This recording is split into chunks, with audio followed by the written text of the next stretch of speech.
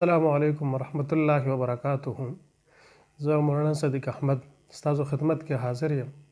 یو څو اهم خبرې ستاسو مخې ته ږدمه.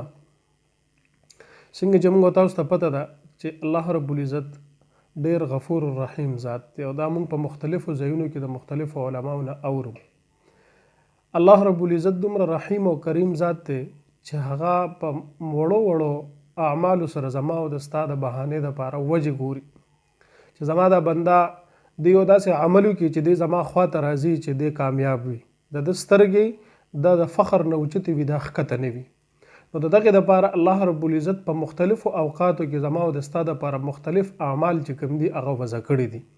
هم په دغې حوالې سره زه یو څو خبرې هغه وضاحتي د ستاسو مخې ته ږدم. هغه دا دي چې را روان میاشت نیمه کې چې کوم د غټ اختر ورځ ده په هغې کې مې یو عمل دی چې هغې ته موږ د قربانۍ عمل وایو. دا عمل داسې عمل دی چې دا عمل ما او تا د قرآن او د حدیث په رڼا کې وکړو او صحیح مو وکړو، نو یقین وکړئ چې دا عمل چې کوم دی دا به زما او د ستا دپاره باعث رحمت او باعث د قبولیت په ګرځي. خو چونکې زمونږ ډېر وروڼه اکثر داسې وي چې هغې ته د دغې متعلق علم نه وي چې دې کې کوم وجه داسې دی چې د هغې د وجې نه زمونږ د اعمال خرابېږي یا زمونږ په دې اعمال باندې اثر غورځېږي، نو هغې نه هغه عمل ضایع شي. لومړنۍ خبره خو دا چې ما او تا ته دا پته ولګي چې دا قرباني مونږ کوو ولې، وجه څه ده دی؟ دا د حضرت ابراهیم علیه السلام یو ډېره زیاته چې کوم دی لویه قرباني وه چې د هغې په بدله کې الله رب العزت هغه ته بطور انعام دا عمل ورکړی دی چې تمام مسلمانان به د هغه دغه عمل دا تر قیامت تر سبا پورې ژوندي ساتي. یعنې د خپل بچي ذبح کول مشهوره واقعه ده، هر چاته د هغې متعلق پته ده. بحث ډېر نه اوږدو، وخت کم دی، خو دا یو خبره چې د خپل بچي په مرۍ باندې چاړه کېښودل د الله رب العزت د رضا دپاره او خپل بچي داسې بنا او سینګار سره چې کوم دی هغه چړې ته سملول. او بیا بچي هم داسې بچي چې هغه خپل پلار ته دا خبره کوي چې بابا چې کله ته ما ذبح کوې نو زما دا مخ چې کوم دی دا د ځمکې طرف ته که، یعنې ما پړ مخې واچوه او زما لاسونه وتړه، هسې نه چې زما او د ستا دا مخ یوځای شي او ستا په زړه کې زما دپاره رحم را نه شي.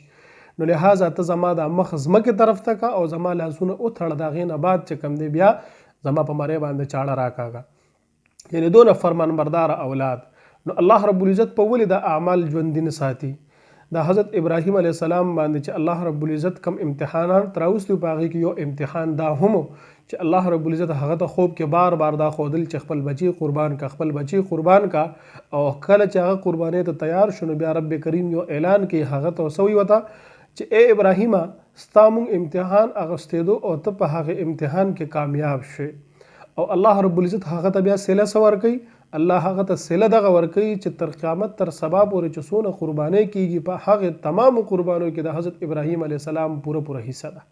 حاجیان چې حج کوي د هغې په هر طواف کې د هغې په هر قدم کې د هغه چې کوم دی پوره حصه ده.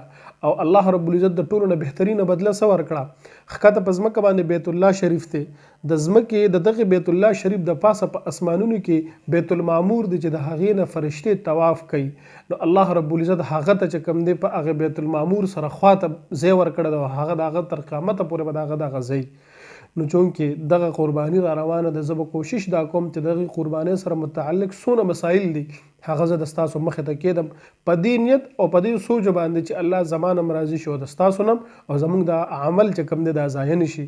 چیرې په کومو څاروو باندې زموږ قرباني کېږي، په کومو باندې نه کېږي، یا په چا باندې قرباني کېږي، په چا باندې قرباني نه کېږي. او دا قرباني به دا به څنګه چې کوم دی داسې کوو چې هغه د رب په نسبت باندې مقبول ترین قرباني شي.